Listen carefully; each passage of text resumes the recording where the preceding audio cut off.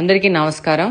ఈ రోజు ప్రత్యేకంగా సోషల్ మీడియా ప్రతినిధులకు నమస్కారాలు తెలియజేసుకుంటూ అసలు విషయం ఏంటంటే నిన్న 79వ స్వాతంత్ర దినోత్సవ వేడుకలకు గాను కలెక్టరేట్ నుంచి అధికారికంగా కడపలో గెలిచిన ప్రజాప్రతినిధిగా నన్ను నా కుటుంబ సభ్యులని స్వాతంత్ర దినోత్సవ వేడుకలకు గాను అఫీషియల్ గా ఆహ్వానించడం జరిగింది. నాతో పాటు ఇట్లాంటి కార్యక్రమాలకి సమాజంలో ఉన్న పెద్దలు, సోషల్ సర్వీస్ చేస్తున్న వాళ్ళు, విద్యా సంస్థలకు సంబంధించిన అలాగనే వివిధ కులాలు మతాలకు సంబంధించిన పెద్దలు, అలాగనే సీనియర్ సిటిజన్స్ ని ఆహ్వానించడం జరుగుతుంది. అందులో భాగంగా వాళ్ళ ఆహ్వానితుల జాబితాకు సంబంధించిన వాళ్ళకి ఏర్పాట్లు కలెక్టరేట్ సంబంధించిన అధికారులు చేయడం జరుగుతుంది. అందులో భాగంగా నిన్న స్వాతంత్ర దినోత్సవ వేడుకలకు వెళ్లింటే అక్కడ అతిథులు కూర్చుండాల్సిన స్థలంలో కూర్చోడానికి అవకాశం లేదు. దాదాపు మొత్తము కలెక్టరేట్ కి సంబంధించిన అధికారులు, పోలీస్ డిపార్ట్మెంట్ కి సంబంధించిన అధికారులు, వాళ్ళ కుటుంబ సభ్యులతో నిండిపోవడం జరిగింది. అలాంటి పరిస్థితిలో అక్కడున్న అధికారుల కుటుంబ సభ్యుల్ని లేపి కూర్చోవడం భావ్యం కాదనిపించింది. అందుకనే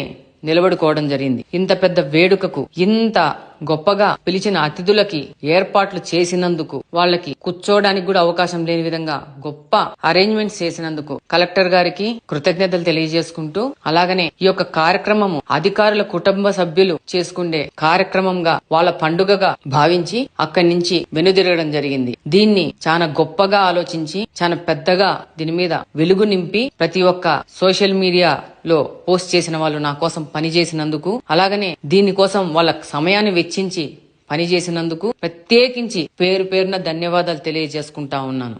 మీ రెట్టప్ప గారి మాధవి. జై హింద్.